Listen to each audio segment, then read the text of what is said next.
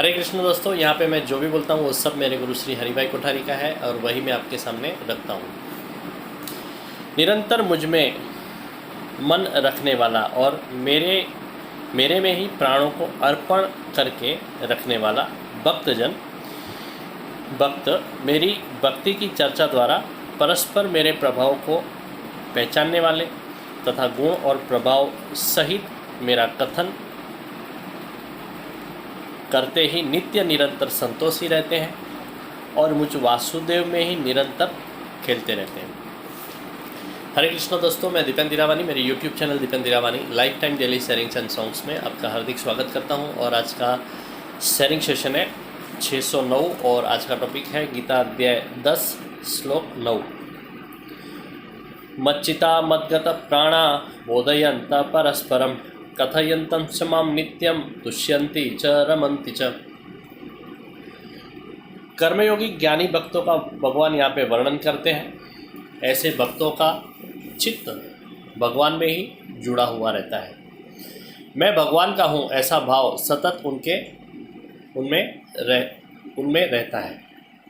परिणाम स्वरूप उनका अंतःकरण भी सतत भगवान में संलग्न रहता है। जहाँ पे कर्ता जुड़ा हुआ है वहाँ पे साधन भी यानी कि मन, बुद्धि, चित्त, अहंकार स्वाभाविक रूप से जुड़ जाते हैं, क्योंकि साधन कर्ता के अधीन होते हैं। मैं संसारी हूँ, मैं गृहस्थी हूँ ऐसा भाव जिसमें है उसका चित्त भगवान में जुड़ना मुश्किल है। जहाँ पे प्रीति है वहाँ पे चित्त जाता है।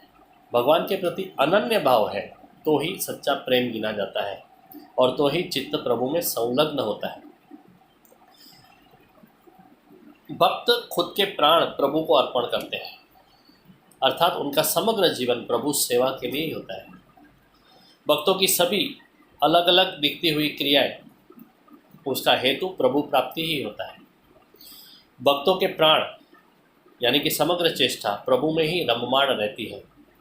मच्चिता और मद्गत प्राणा ये दोनों बातें भक्तों के लिए ही होती है।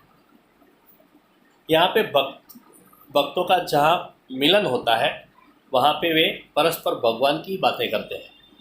बोधयन्त परस्परम, खुद के अनुभवों की आपले करते हैं। भगवान के तत्व, गुण, रहस्य, प्रभाव, कार्य इत्यादि उनके परस्पर संवाद का विषय होता है।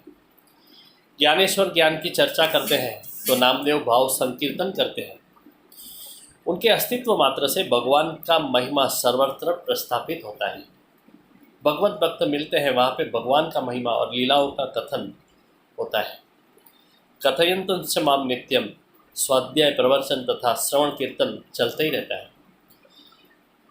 वे वक्ता और श्रोता की द्विविध भूमिकाओं को सहजता से निभाते हैं।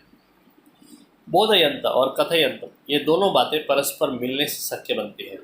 तुष्यन्ति च रमन्ति च ये दोनों परिणाम दर्शाते हैं। सच्चे सत्संग का फल संतोष और आनंद ही होता है। कल के लिए पारायण करके रखेंगे। तेषां सततयुक्तानां भजतां प्रीतिपूर्वकं ददामि बुद्धियोगं तं येन मामुपयन्ति ते।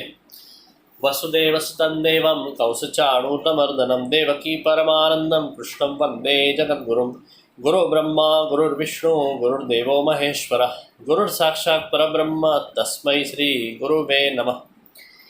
दोस्तों, ये वीडियो आपको अच्छा लगा तो ज़रूर उसे लाइक, कमेंट एंड शेयर करें और मेरी YouTube channel Dipendra Hirawani life time daily sharings and songs को सब्सक्राइब करें और रोज़ ऐसा अच्छा सुनते रहें। Thank you very much. Good night. Hare Krishna.